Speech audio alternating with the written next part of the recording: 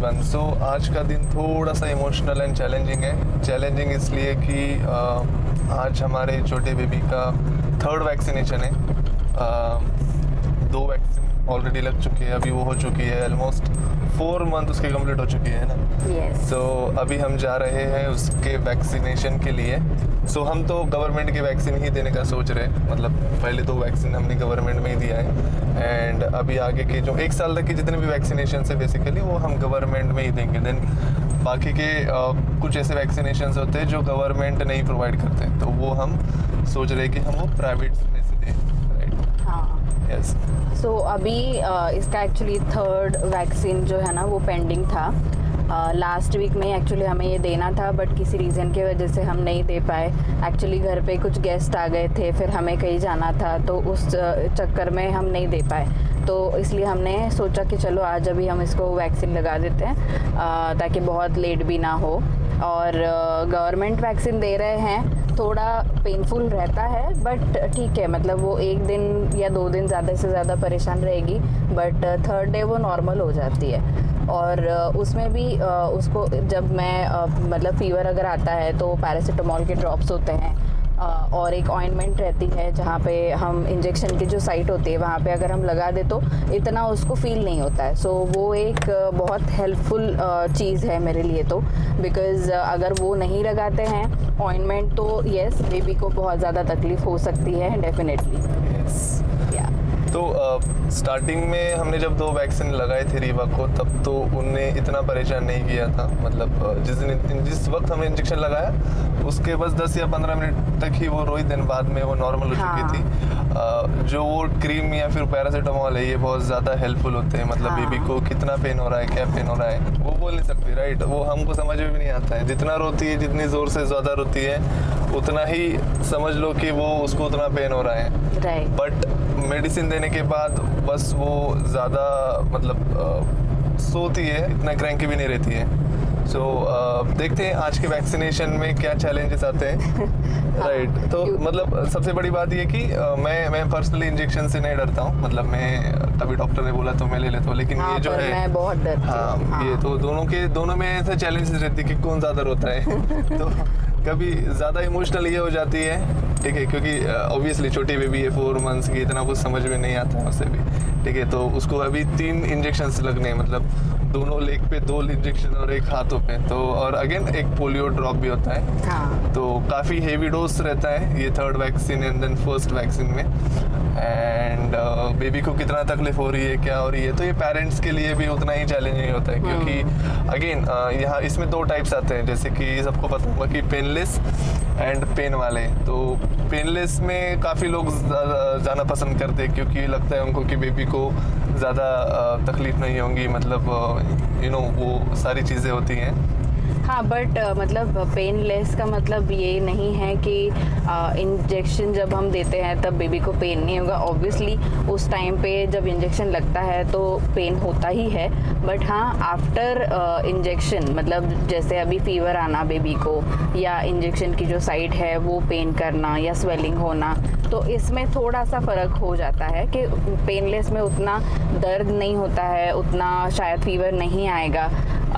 और गवर्नमेंट में जब हम देते हैं तो थोड़ा फीवर आता है, थोड़ा सा वो इंजेक्शन का जो साइट है वो पेन रहता है, वहाँ पे थोड़ा स्वेलिंग हो जाता है, गांठ बनती है, तो हमें उसका थोड़ा ध्यान रखना पड़ता है। बट जैसे हमने 2 बार उसको ऑलरेडी वैक्सीन लगवा चुके हैं गवर्नमेंट में, तो हमने वो प्रिकॉशंस सारे लिए और उसके बाद वो एकदम ठीक हो गई थी। मतलब उसको ज़्यादा कुछ पेन नहीं हुआ।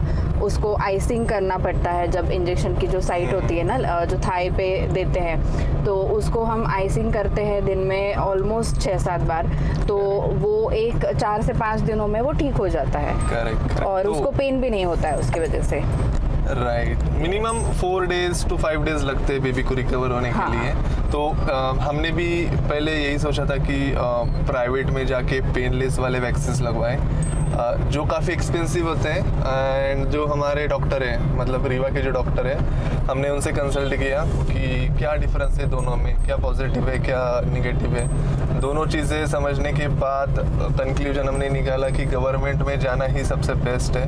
एक तो आपको सबसे ज़रूरी चीज़ की मतलब कॉस्ट इफेक्टिव है, आपको कुछ देना नहीं पड़ता है, मतलब सारे वैक्सीन गवर्नमेंट में आपको ऑलमोस्ट फ्री में ही मिलते हैं। सिर्फ कुछ ऐसे वैक्सीन है जो अगर आप गवर्नमेंट में नहीं मिल रहे, नहीं प्रोवाइड कर रहे, तो आप बाहर से लगवा सकते हो, वो भी आफ्टर 1 ईयर। और वो इम्पोर्टेंट होते हैं, तो सभी ने वो जरूर लगवाने चाहिए अपने बेबी को। करेक्ट। और अभी अगर मैं कहूँ तो गवर्नमेंट में जो वैक्सीन लगवाते हैं, मतलब जो भी उनके आंगनवाड़ी या फिर गवर्नमेंट हॉस्पिटल्स होते हैं, तो वो भी काफ़ी ज़्यादा प्रिकॉशंस, जो आशा वर्कर्स होते हैं, मतलब जो सिस्टर्स वहाँ पे होते हैं ना, तो वही ये वैक्सीन लगवाते हुए बेबी का है। मतलब जो भी वो वैक्सीन यूज़ कर रहे हैं तो वो प्रॉपर तो स्टोर किए जाते हैं रेफ्रिजरेटर में, तो उनका जो मेंटेनेंस है वो भी काफ़ी अच्छा है। तो ये भी नहीं बोल सकते कि गवर्नमेंट के वैक्सीन में हाइजीन नहीं रखते, या फिर जो उनकी दवाइयाँ है, जो इंजेक्शन है, वो काफ़ी वो एक्सपायर यूज़ करते हैं। तो हमने भी पहले यही रूमर्स सुने थे कि जो गवर्नमेंट वाले वैक्सीन होते हैं, जो भी उनका मटेरियल होता है, वो प्रॉपर तरीके से रेफ्रिजरेट नहीं करते, मेंटेन नहीं करते। बट हमने खुद अपनी आंखों से देखा है कि जो भी वो प्रिकॉशंस ले रहे हैं, जो मेंटेन करने के लिए ले रहे हैं, वो भी एज लाइक प्राइवेट जैसे करते वैसे कर रहे हैं। और ये सब देखने के बाद ही हमने डिसाइड किया कि हाँ ठीक है, हम गवर्नमेंट वाला वैक्सीन भी लगा सकते हैं, कोई दिक्कत नहीं है। और ऑफ कोर्स मतलब हम प्राइवेट में भी जा सकते थे, उसमें कोई मतलब इशू नहीं था, बट हमने सोचा ठीक है चलो गवर्नमेंट का वैक्सीन जो है वो भी लगाएंगे तो कोई प्रॉब्लम नहीं आएगा, इसलिए हमने यही डिसाइड किया। और ऑब्वियसली बहुत सारे लोगों को हमेशा प्राइवेट में ही देना कॉस्ट इफेक्टिव भी नहीं रहेगा, तो उन लोगों के लिए भी मैं बताना चाहती हूँ कि ऐसा कुछ नहीं है कि आप पेनफुल या पेनलेस, दोनों में से पेनलेस ही चूज करो, ऐसा भी कुछ नहीं है। आपका प्रेफरेंस जो आपको जो कॉस्ट इफेक्टिव लगे आप उस हिसाब से हाँ कर सकते हो। इट्स अप टू यू कि आपको कहाँ पे कैसे लगवाना है। करेक्ट। बट मेक श्योर कि बेबी को प्रॉपर डोज हो, टाइम पे हो। हाँ। एंड आफ्टर वैक्सीनेशन उसकी ट्रीटमेंट भी हम स्टार्ट करें, मतलब पैरासिटामोल मतलब हो या केयर जो होना चाहिए वो प्रॉपर करें। जब बच्चे क्रैंकी होते तो रात भर रोते, तब पेरेंट्स रिग्रेट करते हैं कि हमने ये वैक्सीन क्यों लगवाई, हमने पेनलेस क्यों नहीं लगवाई वगैरह, ये सारी चीज़ें होती है। तो मेक श्योर कि ये सारी चीज़ें आप पहले ही अपने प्लान्स में रखिए कि कहाँ से वैक्सीन लगवाना है, एंड उसके बाद क्या सिचुएशन हो सकती है ना। मतलब बेबी को तो बोलना नहीं आता है, ठीक है, वो अपना सारा कुछ कम्युनिकेशन है वो रोने से ही करते हैं। तो जितना ज़्यादा हाई इंटेंसिटी फीवर होते हैं उतना समझ सकते हैं कि कितना ज़्यादा पेन हो रहा है। और अगेन यहाँ पे ना पेरेंट्स ज़्यादा इमोशनल हो जाते हैं ना, क्योंकि खासकर मम्मीज जो है वो मतलब काफ़ी अटैच्ड होती है बेबी से, तो अक्सर वो भी काफ़ी रोने लगती है कि बेबी को इतना पेन हो रहा है, ये हो रहा है, वो हो रहा है। सो ये सारी चीज़ें होती है और हर एक के साथ होती है। ऐसा कोई पेरेंट्स नहीं है इस दुनिया में कि बेबी रो रहा है और मतलब हम बस मज़े कर रहे हैं। ऐसे होते हैं।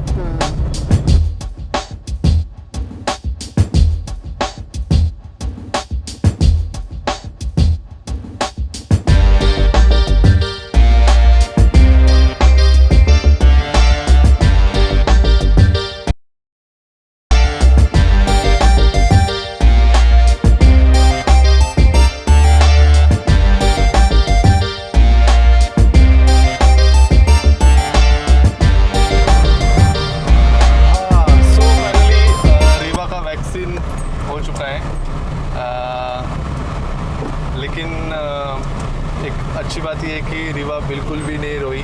बस जब इंजेक्शन लगा रहे थे तब बस 2-3 मिनट तक वो थोड़ी क्रैंकी थी, रोई थी, बट अभी बिल्कुल वो नॉर्मल हो चुकी है।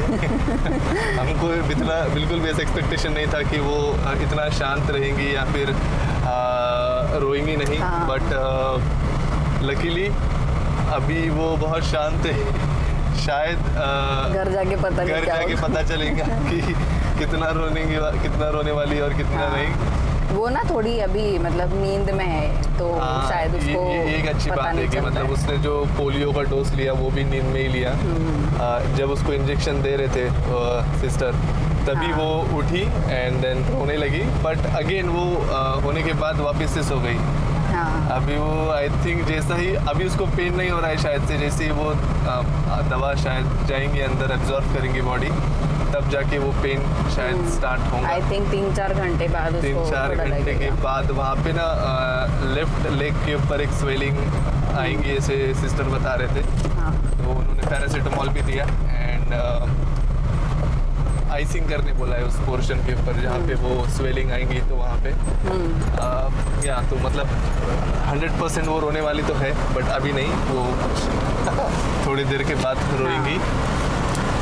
पैरासीटामोल एक्चुअली हमारे घर पे भी था, बट जैसे मेडिसिन हम ओपन करते हैं ना, तो 1 मंथ के बाद उसको डिस्कार्ड करना चाहिए। स्टार्ट हो गई शायद से। डिस्कार्ड करना चाहिए क्योंकि जब हम बेबी को आपको भी बात करनी है। रिवा हाय बोलो। हाय।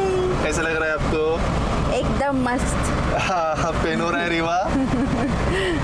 एक गवर्नमेंट की एक बात मुझे काफ़ी अच्छी लगी कि जब भी आप वैक्सीन ले रहे हो ना वहाँ से, तो आपको साथ में वो पैरासीटामोल भी दे रहे और प्रॉपर सजेस्ट भी कर रहे कि आपको क्या करना है क्या नहीं करना है, ठीक है। तो ये प्राइवेट में नहीं होता है। प्राइवेट में आपको डॉक्टर से प्रिस्क्रिप्शन में दे देगा कि पैरासीटामोल लो, ये लो, वो लो। तो बट एक ये काफ़ी अच्छी चीज़ है। गवर्नमेंट इनिशिएटिव गाइस सच में बहुत अच्छा है। हम सबको उसका पूरा फ़ायदा उठाना चाहिए, ऐसा मुझे लगता है। हाँ। हाँ, मैं बता रही थी कि 1 मंथ के बाद जो मेडिसिन है वो जनरली डिस्कार्ड करना ही बेहतर होता है, क्योंकि उसमें बैक्टीरियल ग्रोथ होने के चांसेस होते हैं। क्योंकि जब हम मेडिसिन देते हैं बेबी को ड्रॉपर के थ्रू, तो हो सकता है कभी कभी बेबी का सलाइवा भी उसको टच कर जाए। तो इसलिए इट्स बेटर कि आप उसको डिस्कार्ड करके नया ही परचेस कर लो। एंड अगेन जैसे बताया कि जो दवा की बोतल होती है वो भी एक सर्टेन टाइम के बाद हमको चेंज करनी चाहिए। मतलब अगर आप यूज़ कर रहे हो उसको कंटिन्यूसली 1 मंथ या फिर आफ्टर ओपनिंग जनरली, हाँ आफ्टर ओपनिंग जनरली, तो आप उसको बहुत लिमिटेड टाइम के लिए ही यूज़ करो। उसको ज़्यादा बेटर होता है। हम फंस चुके हैं ट्रैफिक में एंड ऑलराइट, पुलिस ने हमें सिग्नल दे दिया है कि ट्रैफिक पुलिस जा सकते हो। हाँ। काफ़ी ज़्यादा भीड़ थी। उन्होंने देखा ट्रैफिक पुलिस ने कि बेबी है हमारे साथ में, तो उन्होंने तुरंत हमें जाने दिया। अभी बहुत अच्छी बात ये फ़ायदा होता है। आप जब भी बेबी कैरी कर रहे हो तो प्रेफरेंसेस आपको जब मिलती है। जब ये प्रेग्नेंट थी तब भी प्रेगनेंसी के टाइम भी लोग काफ़ी ज़्यादा केयर करने के, मतलब आप कहीं पे भी जा रहे हो तो आपको पहले ही प्रेफर कर रहे हो कि हाँ चलो आप जाओ। आप शॉपिंग के लिए जा रहे हो, वहाँ पे सेटिंग के लिए कुछ है तो आप बैठ जाओ, तो ये एक बहुत अच्छी चीज़ होती है।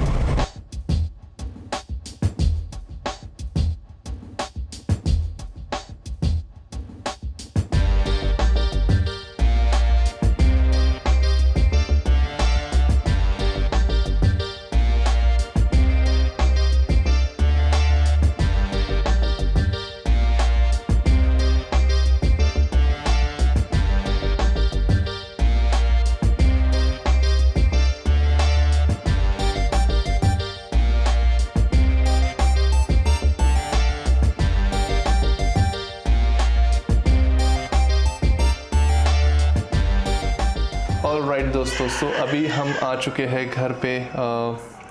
रीवा अभी लिटरली रो रही है एंड आई डोंट नो उसको कितना पेन हो रहा है कितना नहीं। तो अभी उसको फीडिंग दिया जा रहा है एंड जैसे पैरासीटामोल दिया था, डॉक्टर ने बोला था कि आफ्टर 3 आवर्स आप पैरासीटामोल दो बेबी को एंड देन आप उसको वापस जितना पॉसिबल है सुलाओ, केयर करो, उसके साथ में ही रहो, इमोशनल अटैचमेंट दो, उसको अकेला मत रखना। तो ये थोड़ा केयरिंग करने वाले, लेट्स से कि अभी रीवा कैसे रिएक्ट करती है। But thank you so much guys, आपने ये वीडियो देखा। सो अगर आप पेरेंट हो, अपने बच्चों को अगर वैक्सीन लगवाया है तो आप अपना एक्सपीरियंस कमेंट बॉक्स में शेयर करो कि क्या आपका एक्सपीरियंस था, क्या चीज़ें थी जो हम सबको ध्यान रखनी चाहिए और किस किस चीज़ का प्रिकॉशंस हमें लेना चाहिए।